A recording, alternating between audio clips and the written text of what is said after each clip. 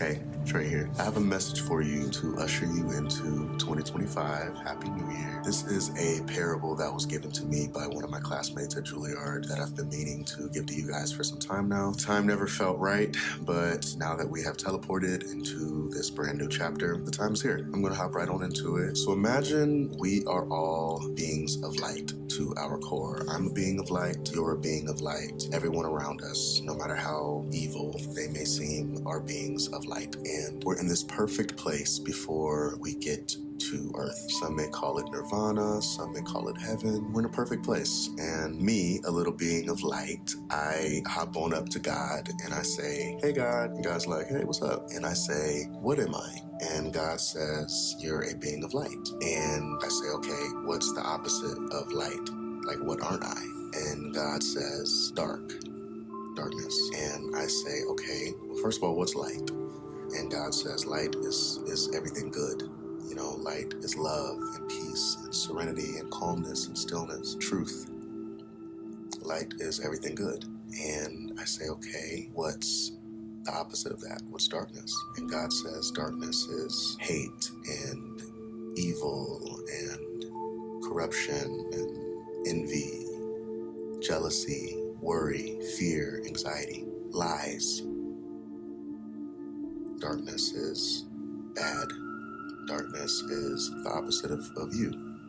And I say, okay, how do I experience darkness? Because I want to be a more well-rounded light being, and it sounds like in order to be more well-rounded, in order to be the best being of light I can be, I've got to understand darkness. I've got to understand the opposite of me. And God says, well, you can't experience that here. I fear this place is quite perfect, but you can experience it on Earth. You can incarnate as a human and live a human life and experience darkness on Earth. But the kicker is you can't do it by yourself.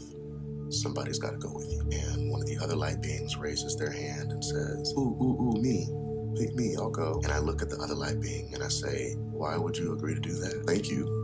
Thank you very much, but why would you agree to do that? It sounds like you're going to have to do some really horrible stuff to me in order to teach me what hate is, to teach me what envy is, what greed is, what jealousy is, what fear is, what anxiety is. Why would you agree to do that? And the other light being says, because I love you. Because I love you.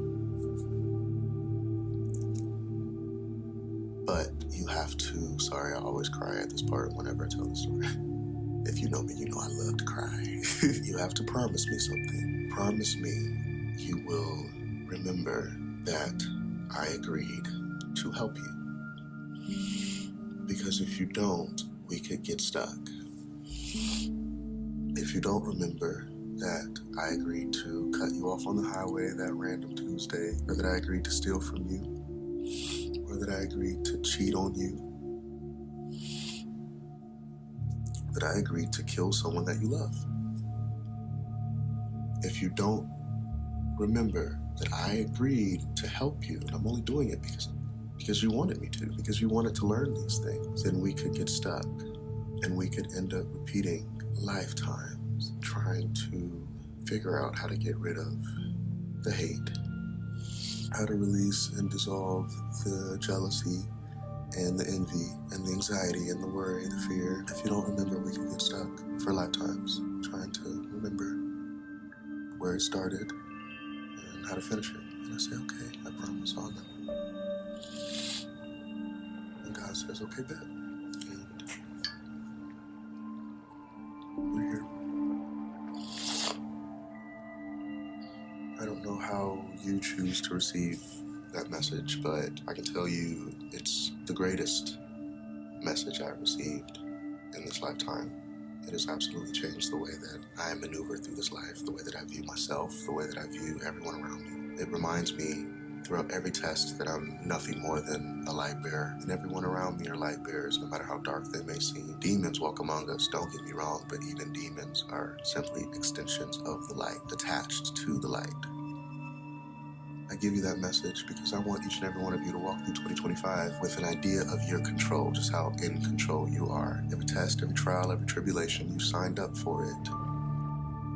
You asked for this, and you're equipped to move through it, but you are in control. Stop pointing the finger, trying to figure out where to place the blame for why XYZ is happening to you. Everything that's happening around you is happening for you. Everything is working, every single thing is working in and for your greatest good.